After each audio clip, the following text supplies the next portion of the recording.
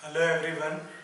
आज एक important topic हम लेने वाले हैं, एरोमेटिक, नॉन एरोमेटिक और एंटी एरोमेटिक कंपाउंड्स क्या होते हैं। देखिए, जब सबसे पहले आप लोगों के कांटेक्ट में ये कंपाउंड, ये टर्म आती है एरोमेटिक कंपाउंड, तो एरोमेटिक ऑर्गेनिक की जो सबसे बड़ी प्रॉब्लम है, हमारे पास कंपाउंड नहीं होता, ना हमारे पास लैब है कि हम वो देख पाए। आपको ऑन पेपर ही समझना है, कॉन्सेप्ट से ही समझना है, लॉजिक से ही समझना है कि एरोमेटिक कंपाउंड्स क्या होते हैं, एंटी एरोमेटिक क्या होते हैं, नॉन एरोमेटिक कंपाउंड क्या होते हैं। ठीक है, तो इसी को आज हम समझेंगे।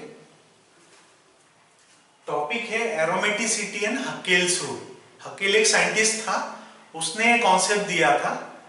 तो हकेल के अकॉर्डिंगली कोई भी साइक्लिक, प्लेनर, कॉन्जुगेटेड सिस्टम जिसमें पाई इलेक्ट्रॉन का डीलोकलाइजेशन होता है वो एरोमेटिक होता है। इस स्टेटमेंट को ही हम हकेल्स रूल बोलते हैं। सबसे पहले हम देखते हैं कि एरोमेटिक होने के लिए कौन कौन सी प्रॉपर्टीज, कौन कौन से कैरेक्टर्स होना चाहिए ऑर्गेनिक कंपाउंड। देखिए, एरोमेटिक होने के लिए सबसे पहले कंपाउंड को साइक्लिक होना चाहिए, दूसरा प्लेनर होना चाहिए, थर्ड सिस्टम कॉन्जुगेटेड होना चाहिए,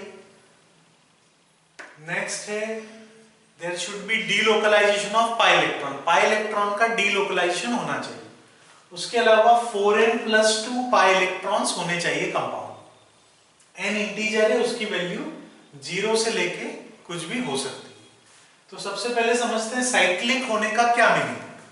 कंपाउंड साइक्लिक होना चाहिए मतलब अब आपको ये समझ में आ रहा है कि जो एलिफेटिक कंपाउंड है, जो लीनियर स्ट्रेट चेन वाले कंपाउंड है, वो कभी भी एरोमेटिक नहीं हो सकते। साइक्लिक कंपाउंड ही एरोमेटिक हो सकते हैं।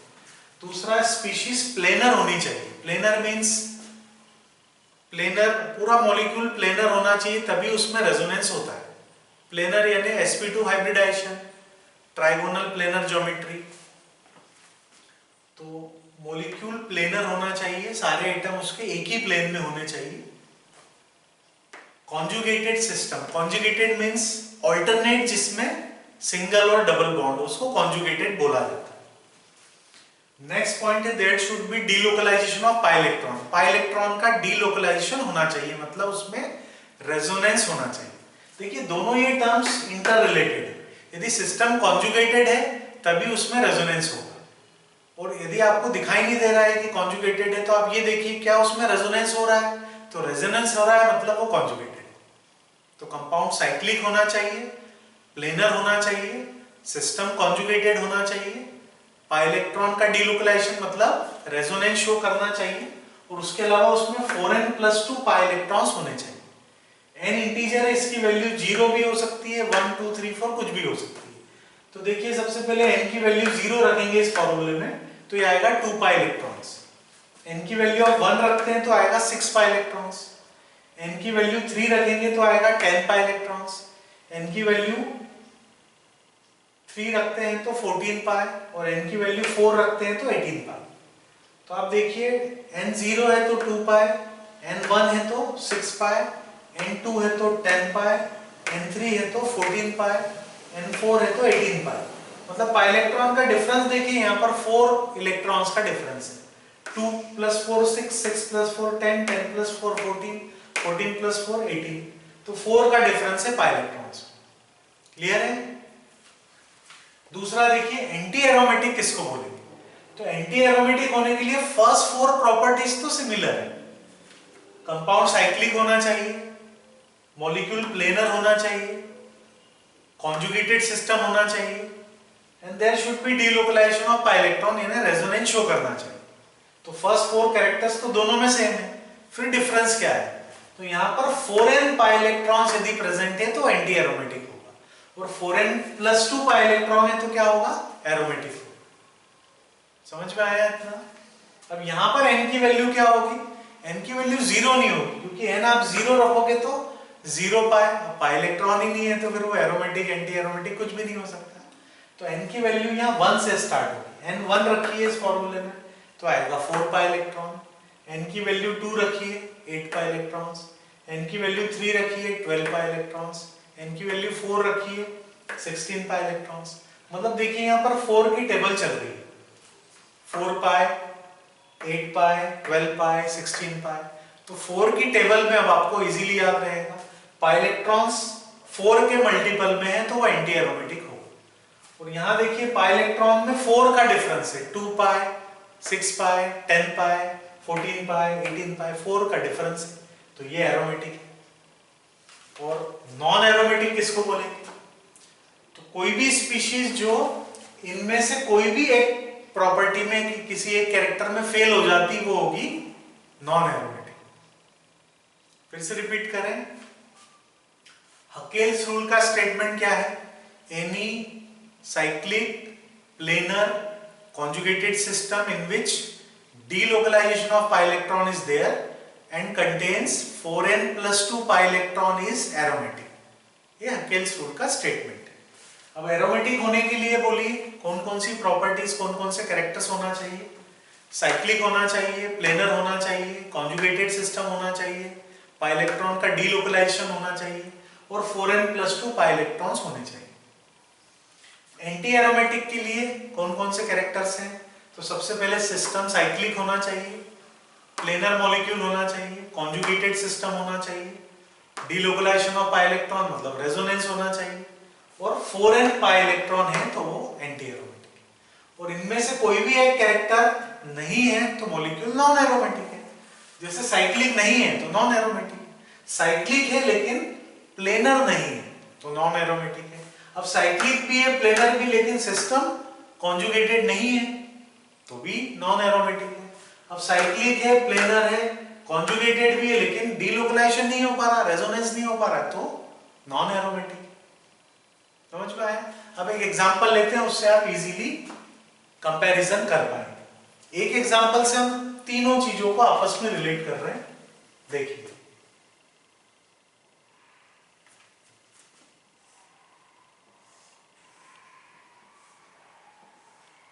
इस कंपाउंड का नाम बताइए, साइक्लोपेंटेन। ये क्या हो जाएगा? साइक्लोपेंटीन। और ये होगा साइक्लोपेंटाडाइन। इस कार्बन के पास 2 हाइड्रोजन एटम्स प्रेजेंट है, इसको हम बोलेंगे साइक्लोपेंटाडाइन। ठीक है। अब ये 2 हाइड्रोजन में से एक हाइड्रोजन हम एलिमिनेट कर देते हैं प्रोटॉन के फॉर्म में।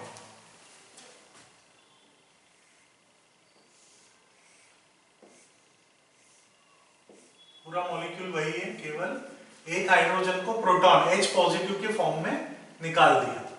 तो यहाँ 2 इलेक्ट्रॉन है, हाइड्रोजन अपना इलेक्ट्रॉन छोड़कर जाएगा, ये एडिशनल इलेक्ट्रॉन है, उसके कारण यहाँ नेगेटिव चार्ज आ जाएगा। तो इस स्पीशीज को बोलेंगे हम साइक्लोपेंटाडाइइनाइल कार्बेनियन।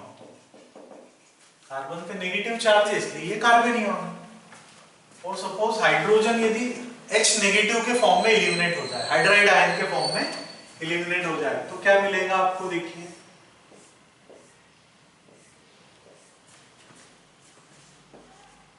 हाइड्रोजन सपोज एलिमिनेट हो रहा है H नेगेटिव के फॉर्म में, तो यहां पर आ जाएगा पॉजिटिव चार्ज, तो ये बन जाएगा साइक्लोपेंटाडाइइनाइल कार्बोकेटायन।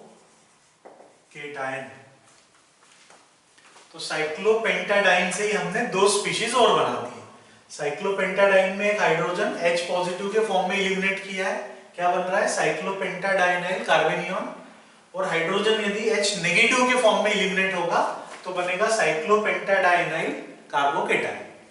अब ये 3 स्पीशीज है, आपको ये सारे कैरेक्टर्स अप्लाई करना है और बताना है कि कौन सा कंपाउंड एरोमेटिक है, कौन सा एंटी एरोमेटिक है, कौन सा नॉन एरोमेटिक। ठीक है, 1 बाय 1 हम सारी प्रॉपर्टीज अप्लाई करते हैं। सबसे पहले इसको देखिए, क्या ये साइक्लिक दिख रहा है आपको? Yes, it is a cyclic compound, तो ये साइक्लिक है, लिख लेते हैं। क्या ये प्लेनर मॉलिक्यूल है? तो प्लेनर कैसे देखेंगे? हाइब्रिडाइजेशन से देखना होगा। इस कार्बन का हाइब्रिडाइजेशन क्या है?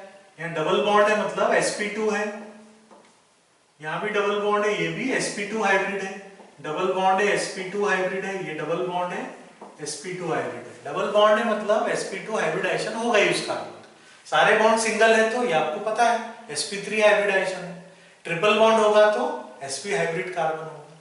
तो ये चारों कार्बन देखिए sp2 हाइब्रिड कार्बन, तो ये चारों कार्बन एक ही प्लेन में है।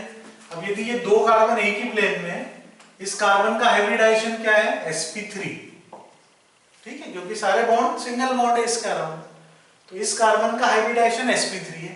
लेकिन ये कार्बन इन दो कार्बन के बीच में प्रेजेंट है जो कि sp2 हाइब्रिड कार्बन है, तो इस कार्बन का भी प्लेन क्या होगा, सेम हो जाएगा, ये उसी प्लेन में रहेगा, उस प्लेन से बाहर नहीं जा सकता। तो ये पूरा मॉलिक्यूल प्लेनर है। तो पहला कैरेक्टर हो गया साइक्लिक है, दूसरा प्लेनर है, तीसरा देखिए सिस्टम कॉन्जुगेटेड है या नहीं है। तो double bond single bond, double bond single bond, single bond. ये कॉन्जुगेटेड है लेकिन पार्शियली कॉन्जुगेटेड है, कंप्लीटली कॉन्जुगेटेड नहीं है। तो हम लिख रहे हैं यहाँ पर नॉन कॉन्जुगेटेड। कंप्लीटली कॉन्जुगेटेड नहीं, यहाँ पे ये फेल हो गया। तो ये क्या हो जाएगा, एरोमेटिक या एंटी एरोमेटिक या नॉन एरोमेटिक। तो ये पहले दो प्रॉपर्टी तो शो कर रहा है, तीसरे कैरेक्टर में फेल हो गया, सिस्टम कॉन्जुगेटेड नहीं है। तो ये क्या हो जाएगा, नॉन एरोमेटिक।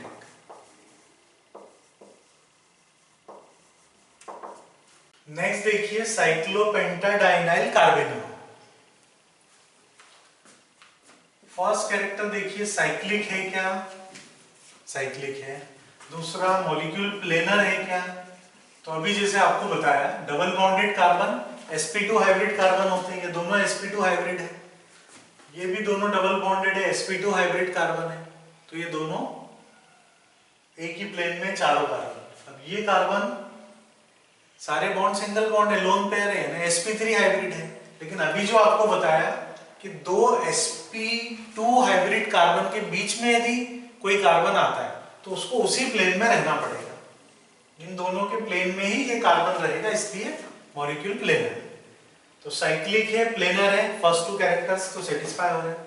अब कॉन्जुगेटेड है या नहीं है, तो देखिए double bond single bond, double bond single single, आप बोलोगे दो सिंगल है, लेकिन ये लोन पेयर प्रेजेंट है, तो यहाँ डीलोकलाइजेशन हो सकता है, रेजोनेंस हो सकता है, तो इसलिए ये कॉन्जुगेटेड है, क्योंकि कॉन्जुगेटेड सिस्टम में ही रेजोनेंस होता है।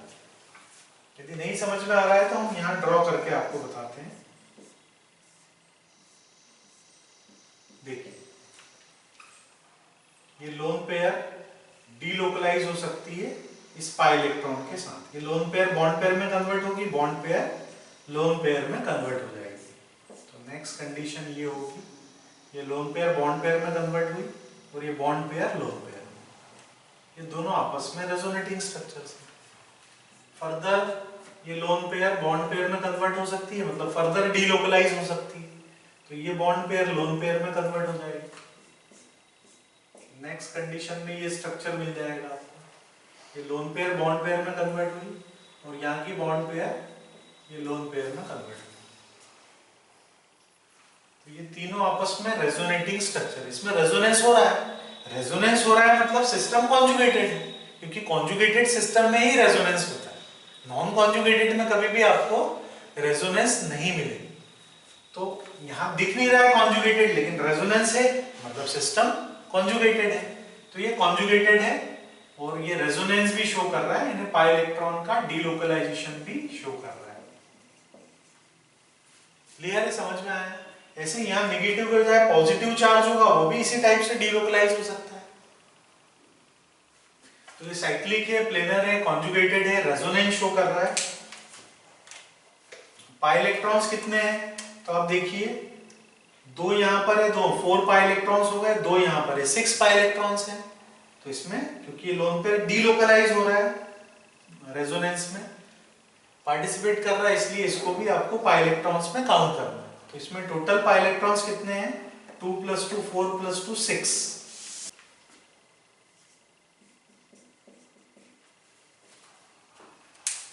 अब देखिए ये साइक्लिक है, प्लेनर है, कॉन्जुगेटेड सिस्टम है, रेजोनेंस शो कर रहा है, लेकिन पाई इलेक्ट्रॉन्स कितने, 6। तो 6 पाई इलेक्ट्रॉन्स है मतलब क्या है, ये एरोमेटिक है, 4n + 2 पाई इलेक्ट्रॉन। 6 पाई यहाँ तो आ ही नहीं सकते, आप देखिए 4 का टेबल है, तो 6 पाई इलेक्ट्रॉन से मतलब ये 4n+2 पाई इलेक्ट्रॉन रूल को फॉलो कर रहा है, मतलब एरोमेटिक। तो साइक्लोपेंटाडाइनाइल कार्बेनियन क्या है? एरोमेटिक। समझ में आया इतना सभी को?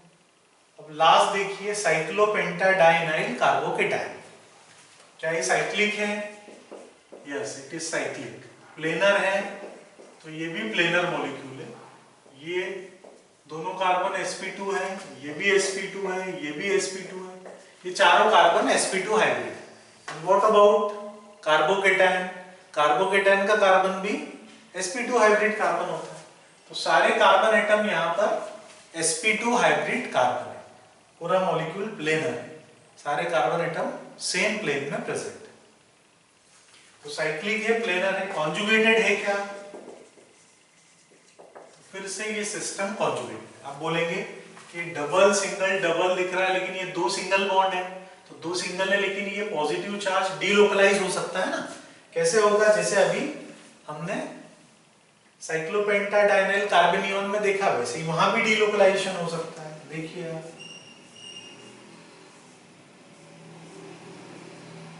ये पॉजिटिव चार्ज है, अब ये पॉजिटिव है, तो ये पाई इलेक्ट्रॉन पेयर यहां शिफ्ट हो जाएगी, ये पाई इलेक्ट्रॉन पेयर यहां शिफ्ट होगी, पॉजिटिव इस कार्बन पे शिफ्ट होगा। ये दोनों आपस में रेजोनेटिंग स्ट्रक्चर्स है। अब ये पॉजिटिव चार्ज फर्दर इस पाई इलेक्ट्रॉन के साथ डीलोकलाइज होगा, ये पाई इलेक्ट्रॉन पेयर यहां आ सकती है, इसको यहां दिखाएंगे तो पॉजिटिव चार्ज इस पोजीशन पर होगा। तो सिस्टम आपको 2 सिंगल बॉन्ड दिख रहे हैं, लेकिन यहाँ पॉजिटिव चार्ज है, मतलब रेजोनेंस पॉसिबल है। रेजोनेंस पॉसिबल है मींस ये कॉन्जुगेटेड। तो कॉन्जुगेटेड है तो रेजोनेंस होगा, और रेजोनेंस हो रहा है तो कॉन्जुगेटेड सिस्टम। ठीक है? तो साइक्लिक है, प्लेनर है, कॉन्जुगेटेड है, रेजोनेंस भी शो कर रहा है। What about pi electrons? तो पाई इलेक्ट्रॉन्स देखिए कितने हैं? 4 पाई इलेक्ट्रॉन्स है, तो यहाँ पाई इलेक्ट्रॉन 4 पाई इलेक्ट्रॉन्स है। अब आप बताइए ये स्पीशीज क्या होगी? तो इसमें 4 पाई इलेक्ट्रॉन्स है, मतलब 4n पाई इलेक्ट्रॉन्स है, मींस ये क्या होगा? Anti aromatic. तो ये स्पीशीज है एंटी एरोमेटिक।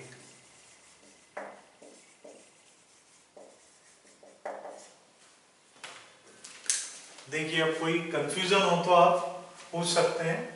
सबसे पहली स्पीशीज नॉन एरोमेटिक है। नॉन एरोमेटिक क्यों है? साइक्लिक तो तीनों है, देखिए प्लेनर भी तीनों है, लेकिन ये कॉन्जुगेटेड नहीं है, नॉन कॉन्जुगेटेड, कंप्लीटली कॉन्जुगेटेड नहीं है, इसको हम नॉन कॉन्जुगेटेड में लेंगे। तो ये थर्ड कैरेक्टर में फेल हो रहा है, इसलिए ये नॉन एरोमेटिक है। तो साइक्लोपेंटाडाइन नॉन एरोमेटिक है। अब दूसरा देखिए साइक्लोपेंटाडाइनाइल कार्बेनियन, ये साइक्लिक है, प्लेनर है, कॉन्जुगेटेड भी है, और रेजोनेंस, कॉन्जुगेटेड है तो रेजोनेंस शो करेगा, डीलोकलाइजेशन होगा पाई इलेक्ट्रॉन्स का। लेकिन इसमें पाई इलेक्ट्रॉन्स कितने? 6 पाई इलेक्ट्रॉन्स है, तो ये एरोमेटिक कंपाउंड की सारी प्रॉपर्टीज शो कर रहा है, इसलिए ये एरोमेटिक है। लास्ट पे आ जाते हैं साइक्लोपेंटाडाइनाइल कार्बोकेटाइन। ये भी साइक्लिक है, प्लेनर है, कॉन्जुगेटेड है, रेजोनेंस शो कर रहा है। पाई इलेक्ट्रॉन्स कितने? 4 पाई इलेक्ट्रॉन्स, इसलिए क्या होगा? Anti aromatic. 4 pi electron anti aromatic की प्रॉपर्टी है, 4n पाई इलेक्ट्रॉन है, इसलिए ये एंटी एरोमेटिक है। अब इन तीनों स्पीशीज में हमें कंपेयर करना है स्टेबिलिटी ऑर्डर क्या होगा। इन तीनों स्पीशीज में स्टेबिलिटी ऑर्डर, तो मोस्ट स्टेबल कौन होगा? जिसमें रेजोनेंस है। रेजोनेंस है मतलब जो एरोमेटिक है, एरोमेटिक स्पीशीज मोस्ट स्टेबल होती है। तो एरोमेटिक स्पीशीज कौन सी है? साइक्लोपेंटाडाइनाइल कार्बेनियन, ये एरोमेटिक है, ये मोस्ट स्टेबल है। इसके बाद सेकंड नंबर पर क्या आएगा? अब इसके अलावा 2 स्पीशीज बची है, एक साइक्लोपेंटाडाइनाइल कार्बोकेटाइन है और दूसरा साइक्लोपेंटाडाइन है। इन दोनों में ज्यादा स्टेबल कौन है? तो देखिए ये न्यूट्रल कंपाउंड है और ये आयन है, तो न्यूट्रल कंपाउंड और आयन में ज्यादा स्टेबल कौन होता है? Definitely neutral compound. तो इसके बाद इससे कम स्टेबिलिटी होगी साइक्लोपेंटाडाइन की, लीस्ट स्टेबल हो जाएगा साइक्लोपेंटाडाइनाइल कार्बोकेटाइन। समझ में आया? मोस्ट स्टेबल साइक्लोपेंटाडाइनाइल कार्बेनियन क्यों है? क्योंकि वो एरोमेटिक है। सेकेंड नंबर पर आएगा साइक्लोपेंटाडाइन क्योंकि वो न्यूट्रल कंपाउंड है। और लास्ट में आएगा साइक्लोपेंटाडाइनाइल कार्बोकेटाइन क्योंकि वो आयन है। तो एरोमेटिक है, इसलिए सबसे पहले एरोमेटिक स्पीशीज ये मोस्ट स्टेबल होगी। अब एरोमेटिक के बाद दो बचे हैं आपके पास, नॉन एरोमेटिक और एंटी एरोमेटिक। तो नॉन एरोमेटिक न्यूट्रल है और एंटी एरोमेटिक क्या है? पॉजिटिवली चार्ज्ड है। तो नेचुरली जो नॉन एरोमेटिक न्यूट्रल वाला है वो ज्यादा स्टेबल होगा उससे। तो एरोमेटिक के बाद आएगा नॉन एरोमेटिक, और लीस्ट स्टेबल होगा एंटी एरोमेटिक। तो स्टेबिलिटी ऑर्डर आपको जिस फॉर्म में पूछा जाए, सबसे पहले एरोमेटिक आ जाएगा, फिर आप आयन और न्यूट्रल में न्यूट्रल को प्रेफरेंस देंगे, न्यूट्रल वाला ज्यादा स्टेबल होगा, फिर जो आयन बचता है वो लास्ट में होगा। तो एरोमेटिक मोस्ट स्टेबल है, फिर आएगा नॉन एरोमेटिक और लास्ट में एंटी एरोमेटिक। समझ में आया इतना? एक बार फिर से रिवाइज करें। तीन टाइप के कंपाउंड्स हैं, एरोमेटिक, एंटी एरोमेटिक और नॉन एरोमेटिक। एरोमेटिक कंपाउंड्स की क्या क्या प्रॉपर्टीज हैं? तो एरोमेटिक होने के लिए कंपाउंड को साइक्लिक होना चाहिए, एंटी एरोमेटिक के लिए भी साइक्लिक होना चाहिए। सेकेंड, दोनों में स्पीशीज प्लेनर होनी चाहिए, सिस्टम कॉन्जुगेटेड होना चाहिए, there should be delocalization of pi electron यानी रेजोनेंस शो करना चाहिए। बाकी जो पाई इलेक्ट्रॉन की बात है, यहाँ पर 4n+2 पाई इलेक्ट्रॉन्स है और यहाँ पर 4n पाई इलेक्ट्रॉन्स है। n इंटीजर है, n की वैल्यू यहाँ 0 से स्टार्ट होगी, n 0 रखेंगे तो 2 पाई, n 1 रखेंगे तो 6 पाई, n की वैल्यू 2 रखेंगे तो 10 पाई, n की वैल्यू 3 रखेंगे तो 14 पाई, n की वैल्यू 4 रखेंगे तो 18 पाई। यहाँ पर n की वैल्यू कभी भी 0 नहीं होगी, क्योंकि n 0 रख दिया तो पाई इलेक्ट्रॉन 0 हो जाएंगे। तो n 1 रखेंगे 4 पाई इलेक्ट्रॉन, n 2 है तो 8 पाई, n 3 है तो 12 पाई, n की वैल्यू 4 है तो 16 पाई। और इनमें से कोई भी एक कैरेक्टर यदि कंपाउंड फॉलो नहीं करता है तो वो क्या होगा? Non aromatic